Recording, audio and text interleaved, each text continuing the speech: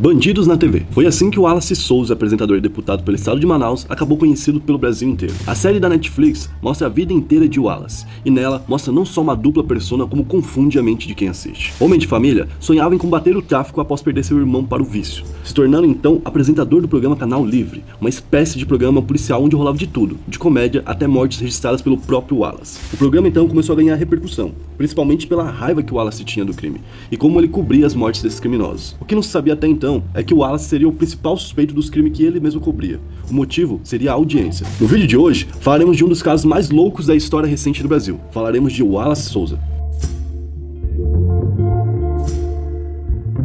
Francisco Wallace Cavalcante de Souza, esse é o nome de Wallace Souza, era conhecido somente como Wallace Souza, né? Ele nasceu no dia 12 de agosto de 1958, então uma pessoa que já é um pouco mais antiga, né? Ele nasceu em Manaus e cresceu ali mesmo. Ele logo na infância teve uma convivência bem agitada por conta do número de irmãos que ele tinha. Tinha bastante irmãos, que eram Marlúcia, Ulisses, que faleceu depois por causa do uso de droga, certo? O Carlos Souza e o Fausto Souza. O Carlos Souza e o Fausto Souza trabalharam com ele. A irmã dele, a Marlúcia, não trabalhou, mas convivia com ele sempre. Tanto é que ela vai aparecer uma vez ou outra aqui no roteiro, certo? Então ele conviveu com eles e sempre foi muito apegado. Mas, como eu disse, ele acabou perdendo o Ulisses, o irmão, para as drogas. Então em 1979 ele já era convicto do que ele queria fazer. Ele queria ser um policial. Ele queria ingressar na polícia para ir atrás dos traficantes e ir atrás de resolver isso, né? Que ele achava que tinha uma pendência. Então em 1979 foi quando ele ingressou na polícia e começou a ser policial. Mas em 1987, 8 anos depois, ele acabou sendo expulso da corporação. Isso porque tinha uma suspeita sobre ele de desvio de combustível de dentro do exército. Então, ele tava fazendo algo errado e aí ele foi expulso da corporação. O Wallace Souza disse que isso nunca aconteceu e desmentiu a conversa. Mas o fato é que ele já não tava mais na polícia. E claro, isso é o que ele contava e fazia parte do personagem dele contar isso, não necessariamente é nessa narrativa, mas tá seguindo o que ele mesmo falava. E aí ele queria, de alguma forma, continuar aquele trabalho de dar apoio à polícia contra o tráfico, que era algo que ele queria. E ele teve a ideia de ter o programa. O programa não foi numa grande televisão, não foi num grande local logo de cara. O Canal Livre, pra vocês terem uma ideia, no início, tinha somente um repórter, que era o próprio Wallace. Então eles não tinham dinheiro, não tinha nada do tipo. E o dinheiro começou a entrar por conta da audiência. Isso porque o Canal Livre era uma espécie de Datena, só que era um Datena teleentrega. E sabe que você pode mandar mensagem pro Datena e tudo mais, ele lá e tal, falando sobre polícia e bandido. No programa dele, você podia ligar pra ele. Você podia não só ligar pra ele, você podia ir no programa dele e denunciar crimes.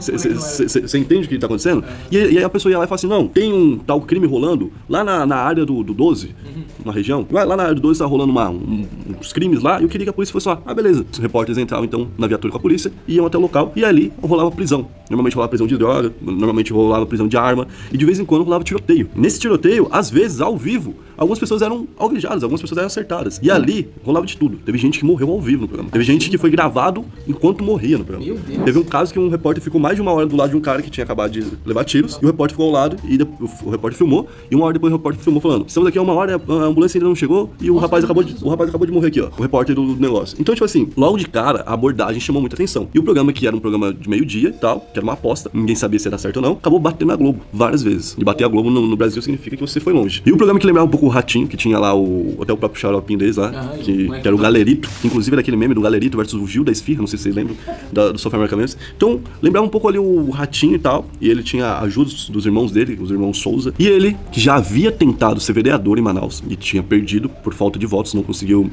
se eleger, ele então olhou o sucesso do programa e aquela fama dele de salvador da pátria, porque ele ia salvar as pessoas lá dentro de casa, para as pessoas ele era um salvador. Ele falou, vou tentar me eleger de novo, só que dessa vez eu não vou ser vereador não, vou tentar ser deputado. E ele não só foi deputado, como foi o deputado mais votado de Manaus 3 vezes, o cara conseguiu, então o cara era muito popular mesmo em Manaus, tá ligado? E isso chamou a atenção de muita gente, inclusive das pessoas que trabalhavam na política, tanto as pessoas que trabalhavam na política, quanto as pessoas que trabalhavam na polícia, quanto as pessoas que trabalhavam no crime. Então todo mundo passou a olhar pra ele, porque tinha um programa policial e que denunciava todo mundo, certo? Quando ele chegou lá, obviamente ele começou a se afastar do programa, começou a perder mais tempo com a política do que com o programa, e os irmãos dele meio que começaram a tocar, mas ele ainda aparecia. Quando ele aparecia era um momento de, tá ligado? Todo mundo amava quando ele aparecia. E um dia ele apareceu pra fazer uma denúncia, que muita gente que defende o Wallace disse que foi onde ele pisou no lugar errado, que foi ali que ele cavou a própria cova e foi isso que fez ele ser acusado tantas vezes. Existe uma cidade lá no Amazonas chamada Coari, uma cidade de gestão petrolífera, ou seja, eles trabalham com petróleo lá. Então é uma cidade que por acaso é muito rica. Só que a cidade estava toda abandonada. A cidade tava faltando infraestrutura. E aí o que aconteceu? As pessoas falavam, onde está sendo gasto esse dinheiro? E começaram a investigar a vida do cara, atrás de corrupção, certo? E o Wallace foi um dos interessados. Só que esse cara era muito poderoso, ele desviava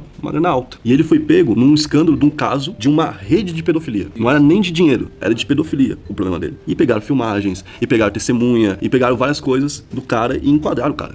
E o cara que chegou a ser condenado, acabou que não foi preso nem bosta nenhuma. Porque o cara era muito forte na época. Depois o cara teve os embrólios dele com a justiça, mas na época o Wallace estava mexendo com um dos prefeitos mais fortes do estado. Porque aquele prefeito tinha grande influência justamente pelo dinheiro que ele levantava com o governador. Então o Wallace, dentro da própria, dentro do próprio local dos deputados, começou a perder a moral dele. Foi onde, segundo o Wallace, ele começou a sofrer alguns ataques. Não sei se é coincidência ou não, ele começou a sofrer esses ataques, certo? Então ele já estava no seu terceiro mandato, já estávamos em 2009. O Wallace já tinha um bom tempo aqui, ó, sendo o líder, tá ligado? E pra ele só tinha duas coisas. O debate era esse. O Wallace ou vai ser secretário de segurança do Amazonas em si, ou ele vai ser governador do estado. Porque o cara era muito grande mesmo, era a pessoa mais popular que tinha talvez no estado. Até que um cara é preso. Um cara chamado Moacir Jorge, que é um ex-policial. Esse cara é um ex-policial, porque ele matou 17 pessoas enquanto ele era policial. Então ele era um ex-policial não muito legal. E ele era um traficante de drogas da região. Ele foi pego então com arma e droga na época. Algo normal, tá? Então. Sim. E esse cara acabou dando depoimento que chamou muita atenção na época.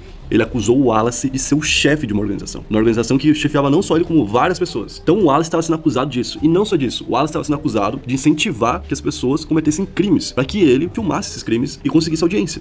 Sério? Ou seja, o Wallace estaria encomendando a morte de algumas pessoas. E assim essas pessoas que eram mortas eram filmadas por ele. Ele, tipo assim, como ele encomendava a morte daquela pessoa, como ele mandava aquela pessoa ser assassinada, ele mandava já uma equipe junto pra filmar a situação. Então por isso que os repórteres do Wallace chegavam sempre no local e tinham imagens surpreendentes sempre. Por isso que o cara não quis ajudar lá o outro pra poder dar audiência, no caso. Exatamente. Só que essa foi uma acusação do Moacir. Esse Moa, que é o apelido dele, ele acabou repercutindo essa fala, obviamente, na época. Só que o Wallace foi lá e falou, gente, vocês sabem que eu combato o crime há muito tempo, é óbvio que alguma hora o crime ia tentar me desmoralizar. E a galera comprou a informação de que realmente não tinha nada a ver, né? Sim. Ele falou, nunca trabalhou pra mim, não conheço, tudo que ele falou é mentira. Só que logo apareceu uma foto. A foto que apareceu tinha o Moa de um lado e o Wallace do outro, os dois juntos, numa piscina, sentados conversando. Aí, obviamente, foi falar com o Wallace. E essa foto, Wallace? Ele pensou na hora que ninguém tinha aquela foto. Ele falou, é montagem, nunca vi esse cidadão na minha vida. Depois descobriu que aquela foto realmente existia, que não era montagem porra nenhuma. Foi onde ele falou, bom, eu conheço ele, mas não conheço como Moa, conheço como Jorge. E ele falou, ele é filho do meu filho Rafael Souza. E aí foi onde o Wallace deu um grande tiro no pé, falando em questão de investigação e coisas do tipo. Ele falou que o Rafael Souza, que é o filho dele, tava comemorando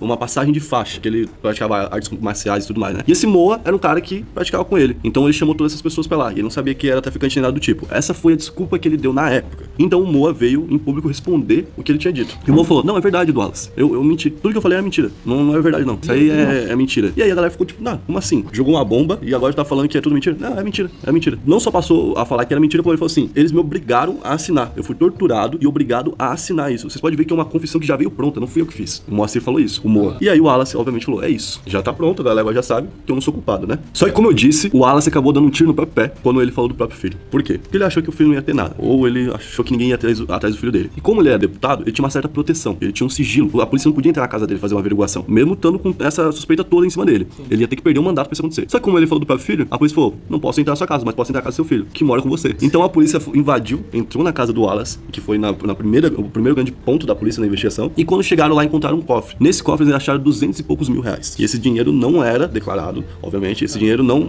Eles não sabiam de onde era esse dinheiro. E aí já começaram a falar, opa, de onde que ele tem esse dinheiro? A gente sabe que ele tem dinheiro, sabe que ele é rico. Mas de onde que ele tem esse dinheiro que não tá declarado e tudo mais do tipo? Será que o Moa não tá certo? Então acharam um outro guarda-roupa na casa. Esse guarda-roupa que tava trancado, era do Rafael. O Wallace perguntou pro Rafael, tem alguma coisa aí dentro? O Rafael falou, não tem. E a polícia falou, então a gente vai abrir. Aí ele falou assim, não tem a chave pra abrir o guarda-roupinha, né?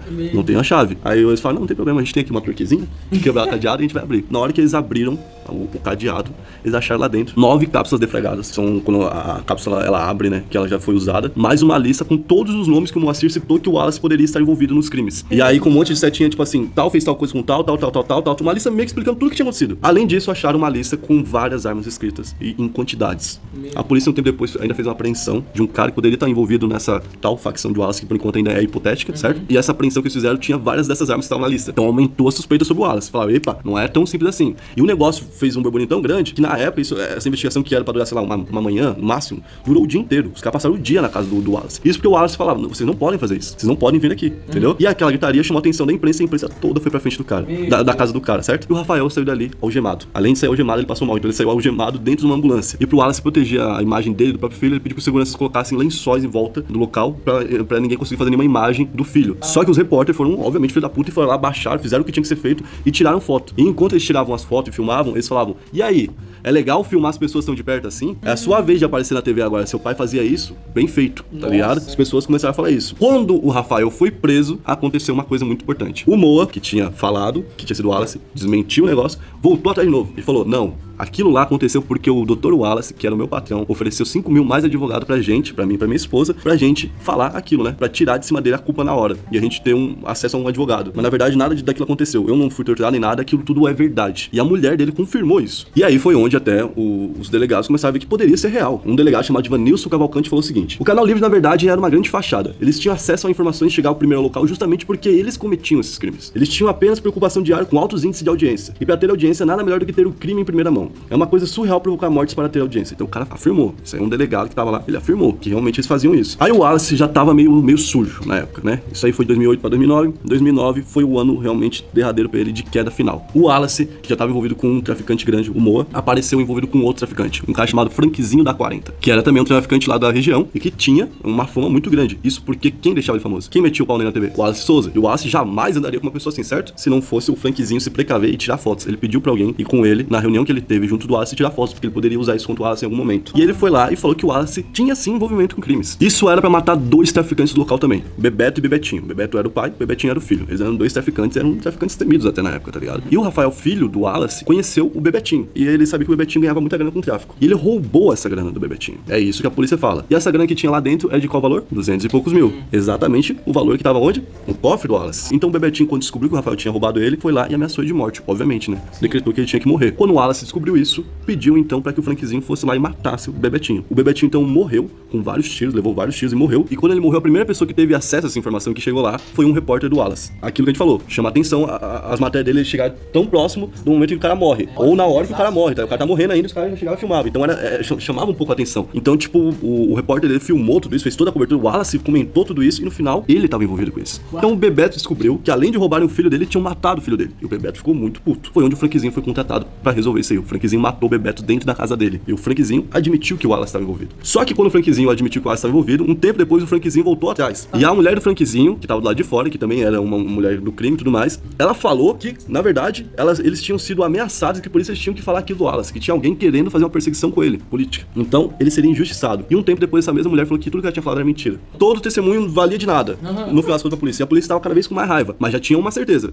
O Wallace tinha foto com 2 traficantes. Por quê? Se ele era tão contra o crime. Por quê?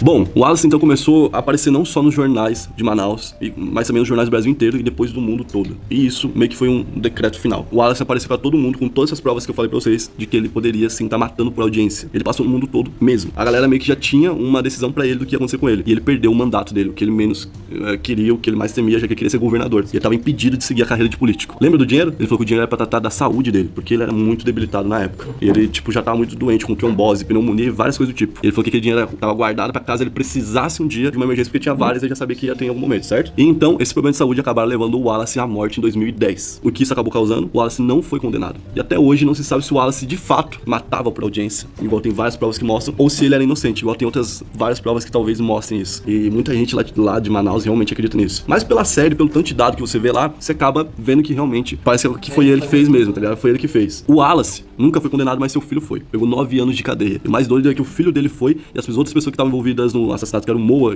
e mais um, acabaram não sendo condenados. Só o filho dele. Ficou parecendo até que foi uma forma de condenar o Wallace. Você morreu, mas seu filho vai ficar condenado. E o filho dele acabou sendo condenado. O Moa, que não foi condenado, acabou continuando na cadeia, porque ele já tinha outras condenações. Sim. Em 2017, quando teve todas aquelas quedas das cadeias lá no norte, que a gente lembra, de Alcaçuz e tudo mais, uma das cadeias acabou sendo invadida por várias pessoas no momento de visita, e aí o Moa, que tava lá dentro e que já tinha caguetado muita gente, porque ele caguetou muito crime, era um dos alvos da galera da cadeia. E a galera da cadeia foi até a cela dele e tacou fogo nele, vivo. Então ele morreu queimado vivo. O Frankzinho, que foi o outro que caguetou ele, o outro traficante, apareceu do nada um dia. Ele apareceu nas notícias, todo mundo viu o Frankzinho de volta. Cadê o Frankzinho que sumiu? Tá lá. Uma mala apareceu boiando lá em Manaus e tinha lá dentro um corpo todo picoteado, todo esquartejado.